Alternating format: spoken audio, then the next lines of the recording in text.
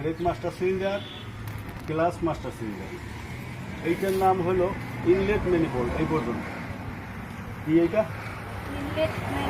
Inlet manifold, অর্থ হলো এই ম্যানিফোল্ড দিয়ে সে বাতাসটা টানে ইঞ্জিনের ভিতরে, ইনলেট ম্যানিফোল্ড।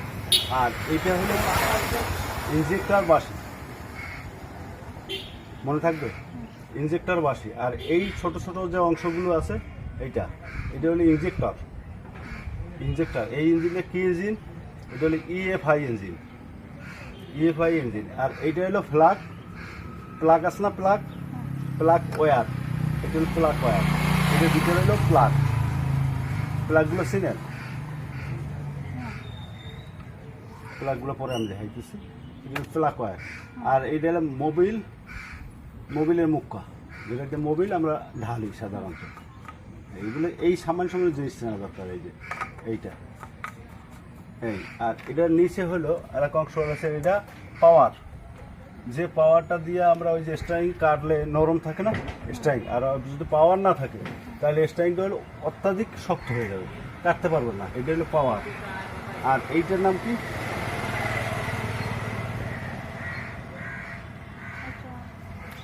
গাড়িতে কারেন্ট দরকার না, কারেন্ট, এটার নাম হলো ডায়নামা। জেনারেটর বলা যাবে না, জেনারেটর হলো আগলা জিনিসটা বলা হয়, ডায়নামা বলা হয়। এই ডায়নামা সাধারণত কারেন্ট উৎপাদন করে, ইঞ্জিন চলার সাথে সাথে কারেন্ট উৎপাদন করে। এটা হলো বেল্ট, ডায়নামার বেল্ট। আর হলো এই থেকে এই পর্যন্ত হলো রেডিওটার, যে ইঞ্জিনে যে পানিটা দরকার হয়, এই পানিটা হলো সাধারণত রেডিওটার থেকে ভিতরে সার্কুলেশন হয়। কি হয়? ইঞ্জিনে পানিটা সার্কুলেশন হয়। এই ইঞ্জিনের পানিটা সাধারণত এই যে এই জিনিসটা আছে না, এটা হলো যারে কয়, ওটার নাম হলো ওয়াটার পাম্প। এইটার নাম হলো, এই যে পুলিটা লাগানো, পুলিটার ভিতরে এটা হলো ওয়াটার পাম্প। আর এইটা সাধারণত 4 সিলিন্ডার ইঞ্জিন। 4 সিলিন্ডার ইঞ্জিনে ভাগ করে দেয় কারেন্ট কে? এইটার নাম ডিস্ট্রিবিউটর। এটা মনে রাখতে হবে, এটার নাম হলো ডিস্ট্রিবিউটর। আর এটার নাম তো জানেন, ব্যাটারি। এটা সাধারণত সবাই জানে, ব্যাটারি। এটার নাম হলো এয়ার ক্লিনার বক্স। এই যে আমাদের নাক, এয়ার ক্লিনার, হ্যাঁ, এয়ার ক্লিনার বক্স। এই যে এটা, এর ভিতরে ফিল্টার আছে, এয়ার ক্লিনার ফিল্টার।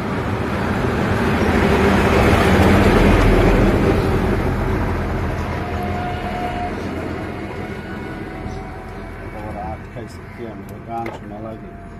আর এইটার নাম হলো ফিউজ বক্স। কি বক্স? Fuse box.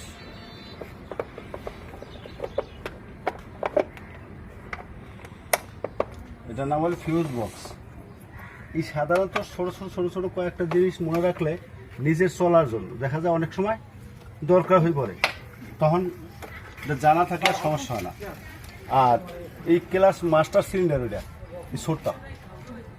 আর এইটা হলো ক্লাস সিলিন্ডার, এই যে ছোট। এখানে আপনি ওই জায়গায় পাড়া দিলে এ করে কি এই লিভারকে ধাক্কা দেয়। এই যে লিভার আছে একটা, একটু খেয়াল করেন, কাইতে ওই দিক দিয়ে কাইতে খেয়াল করেন না, ওই জিনিস।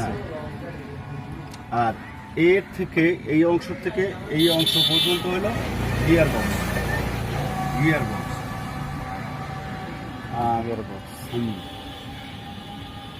এই ছোটগুলা, এটা হলো আউটলেট ম্যানিফোল্ড। হলো এটা ধুমাটা বের হয়ে যায়, আউটলেট ম্যানিফোল্ড। আর ওই ডায়নামার নিচে সোজা তাকাই দেখেন এসি মোটর, দেখছেন? ওটা এসির মোটর। আর এটা হলো যারা কয় রেডিওটার ফ্যান, যেটা অন করলে ফ্যানটা ঘোরে, এটা হলো রেডিওটার ফ্যান। আর হর্ন তো চিনি, এই যে হর্ন। আর ও তো হেডলাইট। এটির জন্য কি?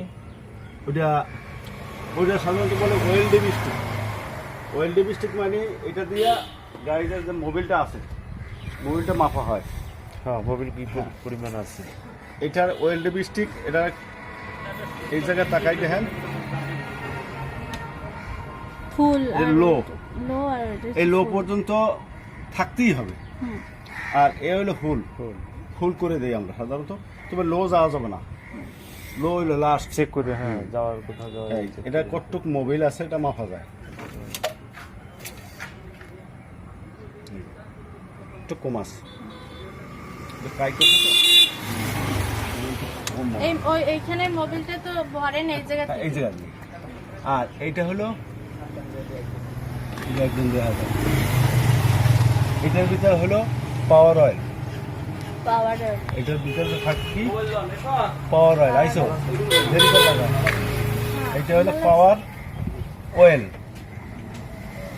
যেটা পাওয়ার অয়েল। আর এটার ভিতরে ক্লাস মানে না ব্রেক অয়েল, ব্রেক অয়েল। আর এটার ভিতরে এটা তো ক্লাস ক্লাস অয়েল। এটারও লয়ার আছে, হাই আছে, লেখা আছে, দেখছেন? এটারও কিন্তু লেখা আছে পাশে। এটা কি বলছিলাম মনে আছে? জানো দুইটা অক্ষর দিয়ে সার্ভো। সার্ভো। এই সামান্য হতে এইটা কি বলছিলাম? এটা বাসি বসলেন না, বাসির উপর অংশটুকু আচ্ছা। এটা ভাগ করা। এই নিচের অংশটা হলো ইনজেক্টর, এখান থেকে এই পর্যন্ত হলো ইনজেক্টর। ইনজেক্টর, এইটা হলো ইনজেক্টর বাসি। ইনজেক্টর বাসি। এটার অনেক ভাগ আছে, যার কোনো শেষ নাই, সারাদিন ক্লাস করে শেষ করা যাবে না। কিন্তু আমার দরকার ছোট ছোট জিনিসগুলো সাধারণত যেগুলো প্রয়োজনীয়। প্রয়োজনে আমার পানি ঢালবো কোন জায়গা দিয়ে, আর আমি এই জায়গায় পানি ঢাললে তো কাজ হবে হ্যাঁ, না। না, না, ওটাও না, ওটা স্পেয়ার ট্যাঙ্কি। এটার নিয়ম হলো এই রেডিওটা যদি সাধারণত অনেক সময় পানি কমে যায়,